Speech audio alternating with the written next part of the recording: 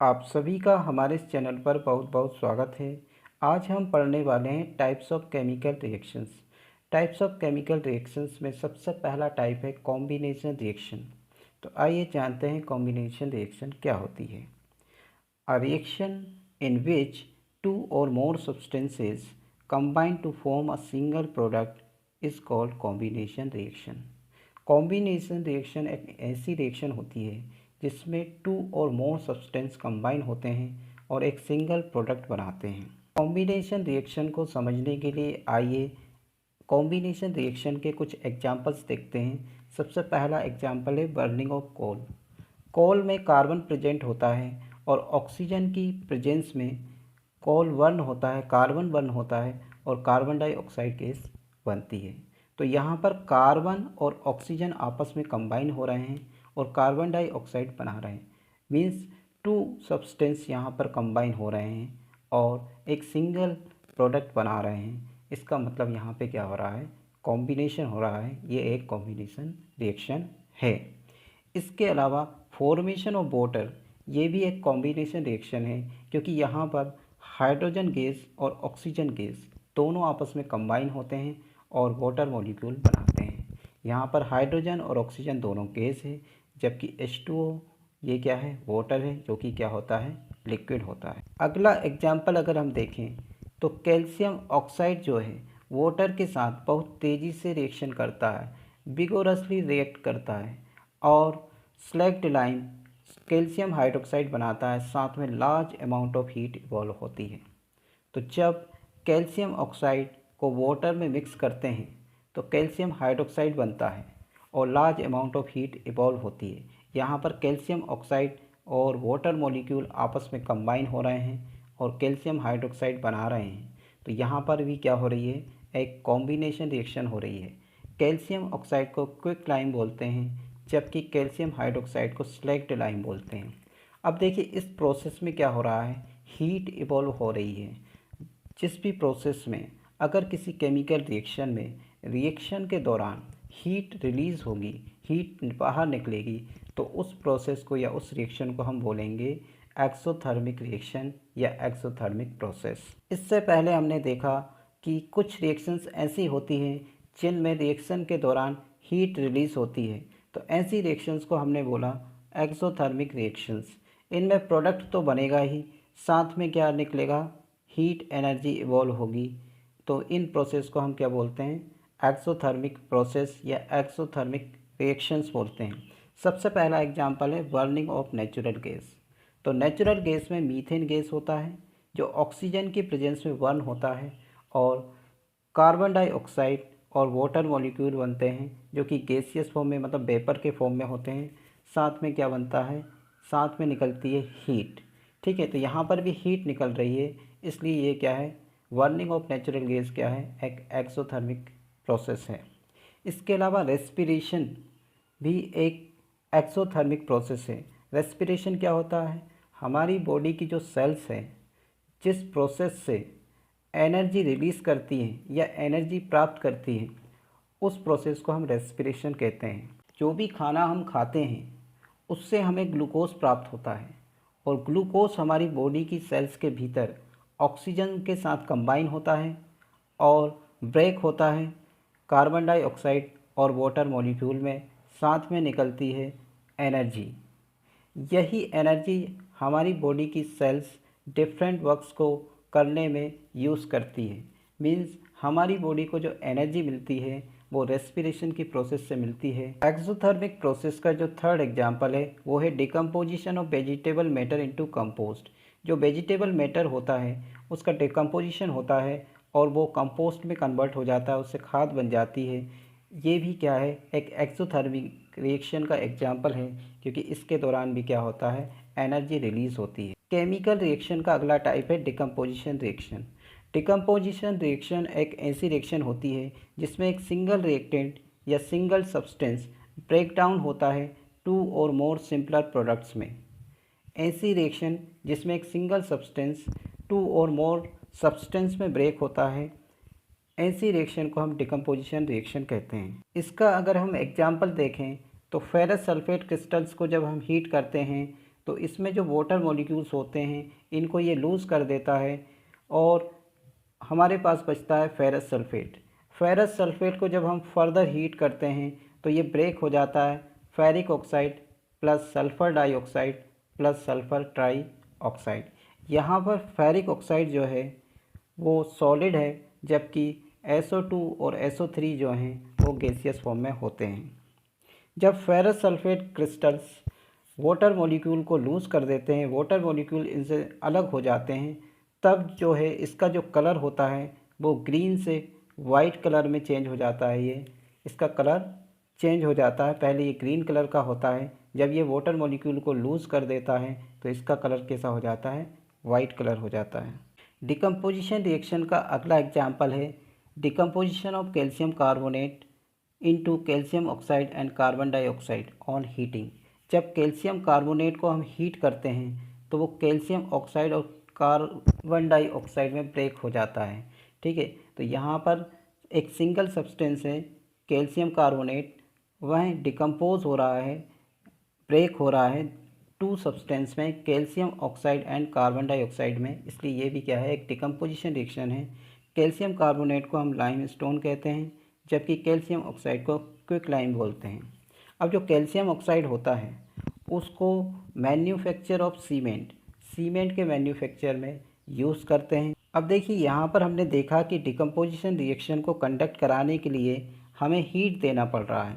तो ऐसी decomposition reaction जिनको कंडक्ट कराने के लिए हमें हीट देनी पड़ती है, हीट की ज़रूरत पड़ती है, ऐसी केमिकल रिएक्शन को हम थर्मल डिकम्पोजिशन रिएक्शन कहते हैं।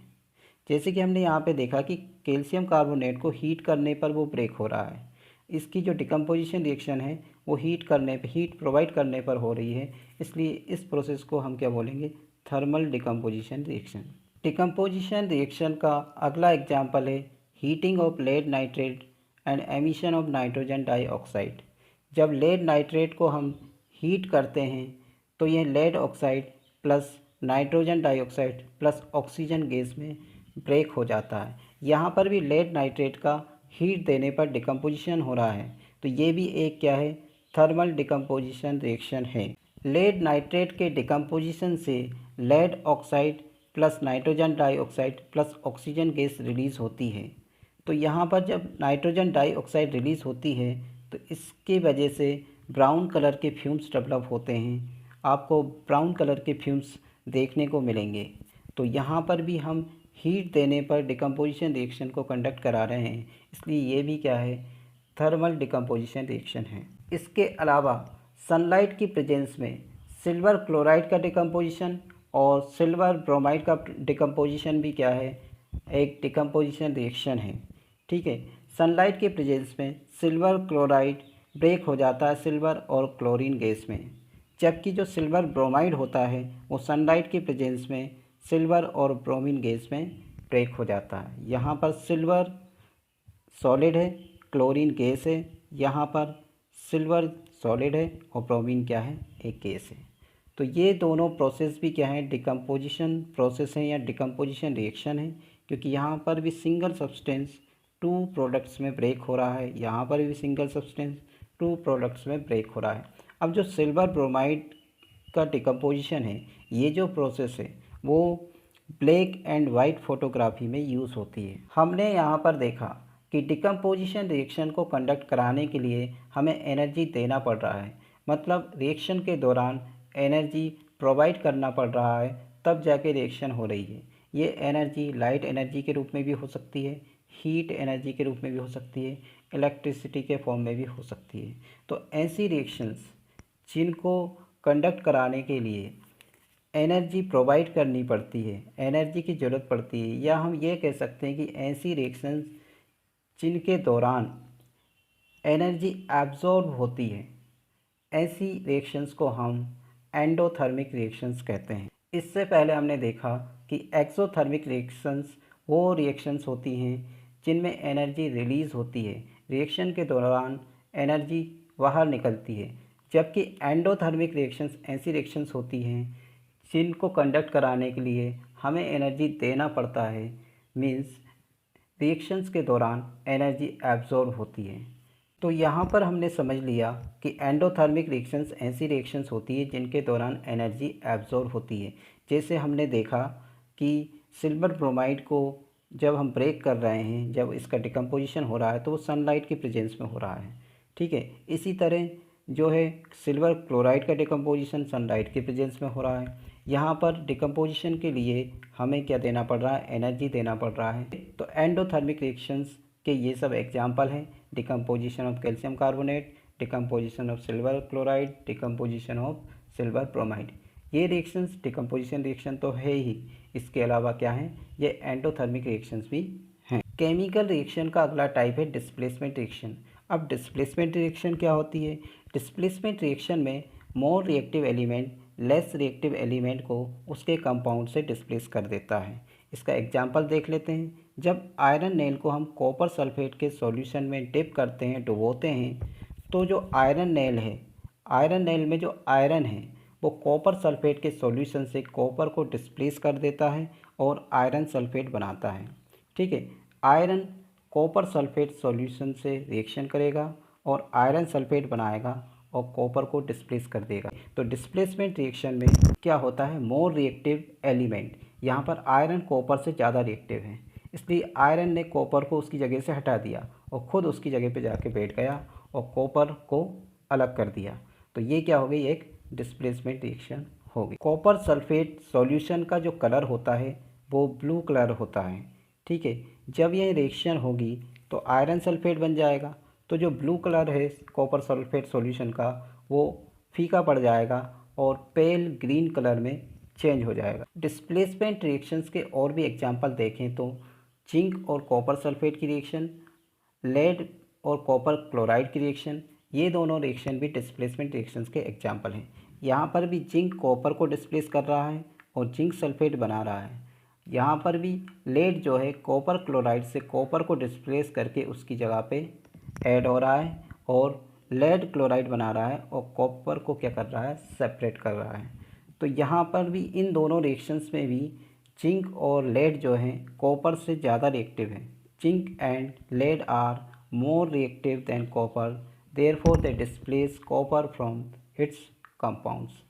तो जिंक, लेड और आयरन तीनों ही कॉपर से ज़्यादा रिएक्टिव हैं, इसलिए ये कॉपर को उसी के सॉल्यूशन से, उसी के कंपाउंड से डिस्प्लेस कर रहे हैं और एक नया कंपाउंड बना रहे हैं। केमिकल रिएक्शन का अगला टाइप है double displacement reactions. Double displacement reactions क्या होती है? The reactions in which there is an exchange of ions between the reactants are called double displacement reactions. ऐसी रिएक्शंस जिनमें रिएक्टेंट्स के बीच में आयंस का एक्सचेंज होता है, ऐसी रिएक्शंस को डबल डिस्प्लेसमेंट रिएक्शन कहते हैं। एग्जाम्पल के थ्रू समझते हैं। जब सोडियम सल्फेट की रिएक्शन बेरियम क्लोराइड से होती है तो barium sulphate plus sodium chloride बनता है। अब यहाँ पर क्या हो रहा है, जो सोडियम सल्फेट और बेरियम क्लोराइड है इनमें आयन का एक्सचेंज हो रहा है। देखिए, सोडियम जो है क्लोरीन के साथ ऐड हो गया और बेरियम जो है सल्फेट आयन के साथ ऐड हो गया। सोडियम क्लोरीन के साथ ऐड हुआ, ठीक है, क्लोरीन की जगह बेरियम की जगह पे गया और सोडियम क्लोराइड बना लिया, जबकि बेरियम जो है सोडियम की जगह गया और बेरियम सल्फेट इसने बनाया। यहाँ पर आयंस का एक्सचेंज हो रहा है, Na प्लस आयन और बेरियम आयन, दोनों आयन का आपस में क्या हो रहा है, एक्सचेंज हो रहा है, इसलिए ये क्या है, एक डबल डिस्प्लेसमेंट रिएक्शन है। इसको हम इस तरह भी कह सकते हैं कि जो बेरियम है वो सोडियम को डिस्प्लेस कर रहा है और सोडियम जो है बेरियम को डिस्प्लेस कर रहा है, इसलिए ये क्या है, एक डबल डिस्प्लेसमेंट रिएक्शन है। अब यहाँ पर जो NaCl बन रहा है ये वाटर में डिज़ोल्व हो जाता है, जबकि जो बेरियम सल्फेट है वो वाटर में इनसॉल्युबल होता है और यह प्रेसिपिटेट के रूप में इकट्ठा हो जाता है। तो ऐसी रिएक्शन जिनमें प्रोडक्ट के रूप में प्रेसिपिटेट मिलता है, ऐसी रिएक्शन को हम प्रेसिपिटेशन रिएक्शंस बोलते हैं। ठीक है, तो ये रिएक्शन एक प्रेसिपिटेशन रिएक्शन है क्योंकि इसके प्रोडक्ट में क्या मिल रहा है, एक प्रेसिपिटेट मिल रहा है। तो सोडियम सल्फेट और बेरियम क्लोराइड की रिएक्शन एक डबल डिस्प्लेसमेंट रिएक्शन भी है, साथ में क्या है, ये एक प्रेसिपिटेशन रिएक्शन भी है।